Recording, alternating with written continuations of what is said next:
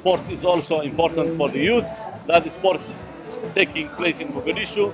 supporting the peace, supporting the development, supporting also the energy of the youth. When you go now out of the city at around 5 o'clock, the whole city turns into a football field, a soccer field.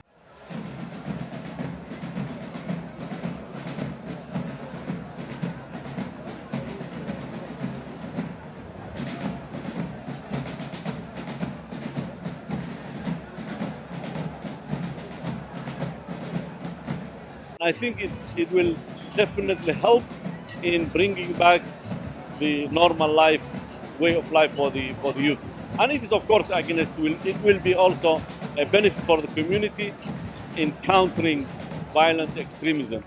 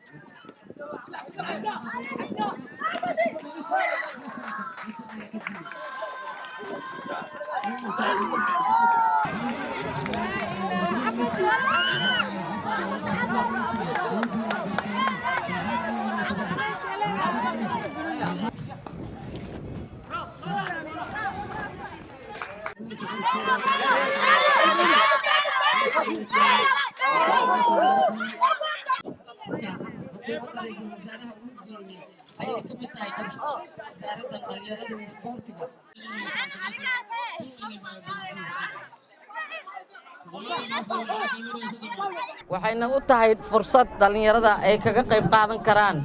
xasilinta dalka iyo ka qayb qaadashada amniga guud ee dalka gaar ahaan kan caasimadda iyo gobolka Banaadir maalintan marka waa maalin taariikhi ah hay'adahaas UN-ka gaar ahaan hay'adda UN Habitat iyo gobolka Banaadir gacan ka geystay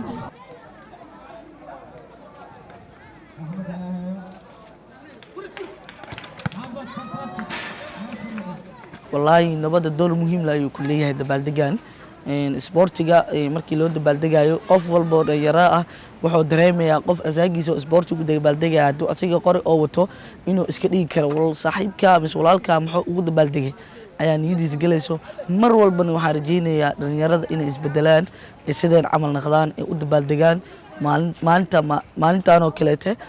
ay ka qayb qaataan isboortiga iyo nabadda ay ka qayb qaataan awaaraha wadanka ka jiro saan u caabileen walaalaheena aan ugu bixi lahayn والله بالله هدونا أي نبض جرين سبورت ما بجري لهم با لأنه نبض وحيكروا قاعدة ضمان نلاش قفك ابن آدم كده ضمان كبدا عكتنا نلاش يا نبض وسلجيران بو نبض هنا بلارتي صومالي ويهر مرتي كبدا عكتنا ساست سكور عادي مركا نبض لان وانا لان